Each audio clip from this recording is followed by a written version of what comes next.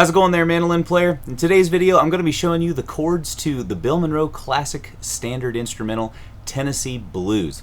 If you haven't had a chance, go ahead and check out the melody lesson that we've got on our channel here. This is a great melody to kind of know if you want to jam in bluegrass circles and stuff. It's a real standard tune, and like we talked about, there are a few different ways to play this tune. Today we're looking at the original Bill Monroe version, which has some of those crooked beats in there.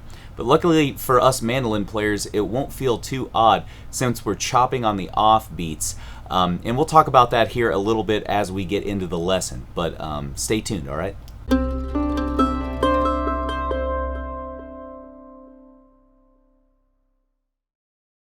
Before we go ahead and dive into things though, if you haven't had a chance, hit that subscribe button below and the bell notification button.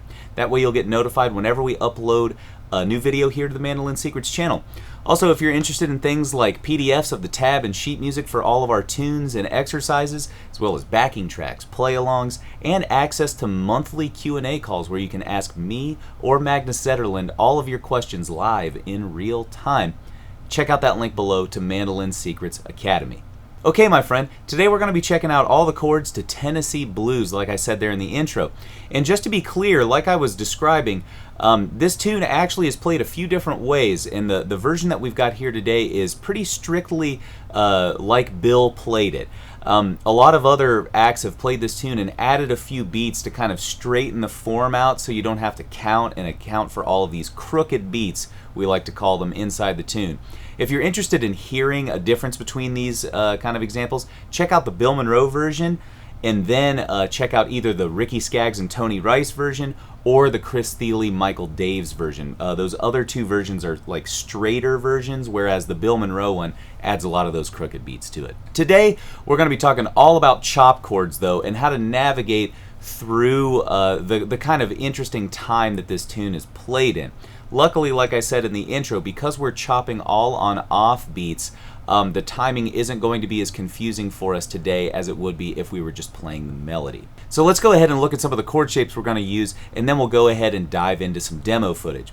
Before we do that though, let's cue up a version of this tune really quick, just so you can get an overview for the chord shapes that I'm playing, and then we can pick them apart one by one, okay? Here's a version of Tennessee Blues with chop chords at 220 beats per minute.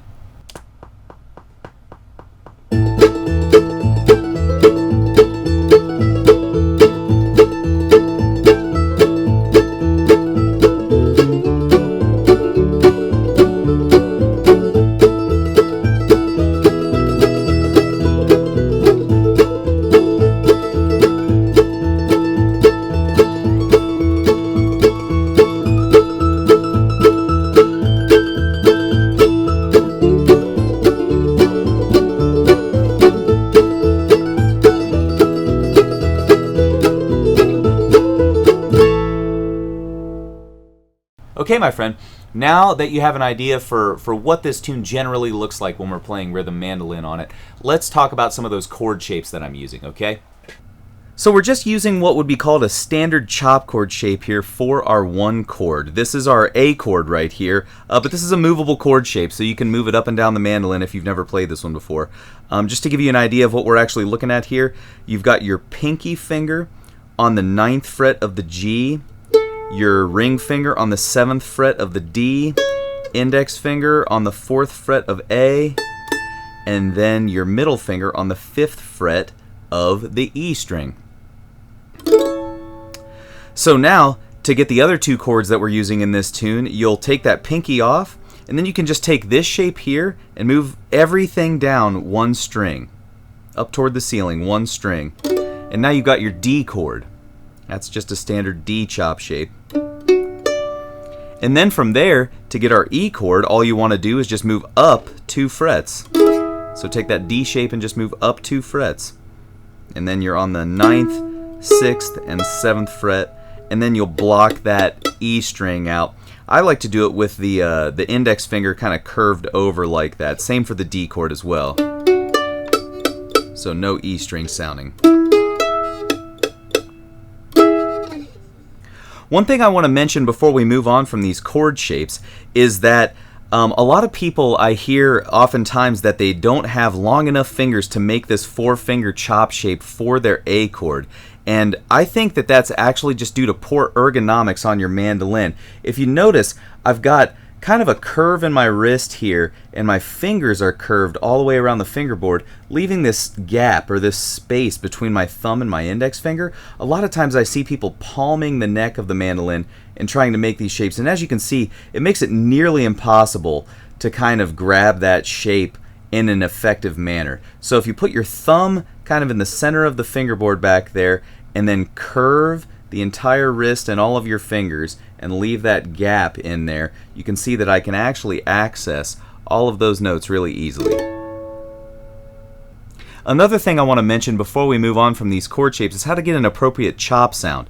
So if you've had some trouble with this in the past, or you're new to the chop, the thing that I'm doing is dampening the chord almost immediately after I strike it with my picks. So the thing I'm doing is dampening my chord immediately after I strike it with the pick.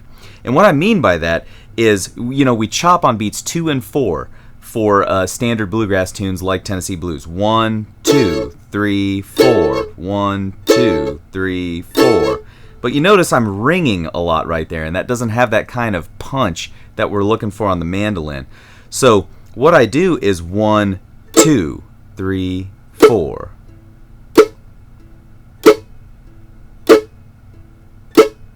And you can see that there's a lot of lifting of my fingers right after my pick goes through the strings.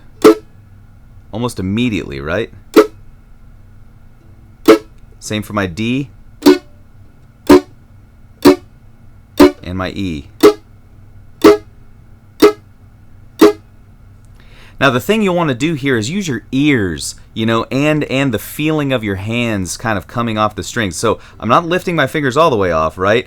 All I'm doing is just releasing the pressure but leaving my fingers exactly where they are on the frets in order to get that kind of dampened sound. So hopefully that helps you kind of get a better chop sound as you're working through Tennessee Blues here. Okay, my friend, that should be enough information on the chords and how to get an appropriate chop sound for this one. So let's go ahead and cue up the demo footage here of Tennessee Blues chords at 160 beats per minute. One thing that I would suggest, if these chop shapes or rhythm playing is new to you, just kind of kick back and watch this first. See kind of how my hands are moving across the fretboard, and just try to notice things, you know, notice some of the movements of my hands. And then, if you feel daring enough, rewind the footage a little bit and try and play along. If it's still a little too fast for you, anything though, don't worry, because I'm gonna get a version of it at 100 beats per minute for you here in just a sec, okay? But let's dive into that version at 160.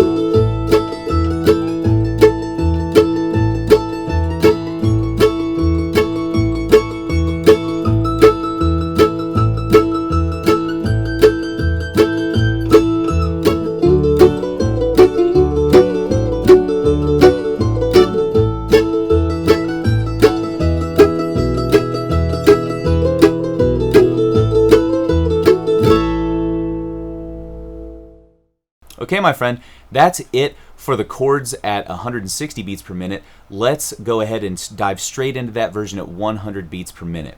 If this is still too fast for you though, don't hesitate to hit that gear icon below and adjust the speed of the video down to one that's more appropriate for where you're at with your playing now.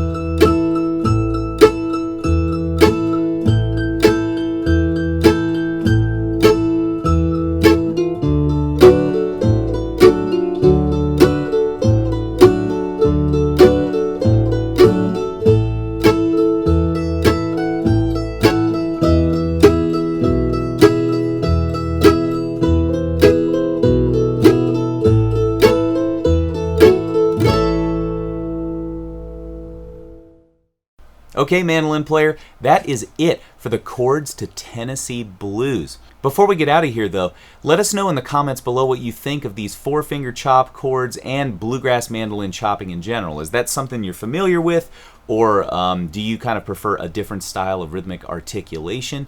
Drop us a comment below and let us know what you think. Thank you so much for tuning in, though. We'll catch you in the next video.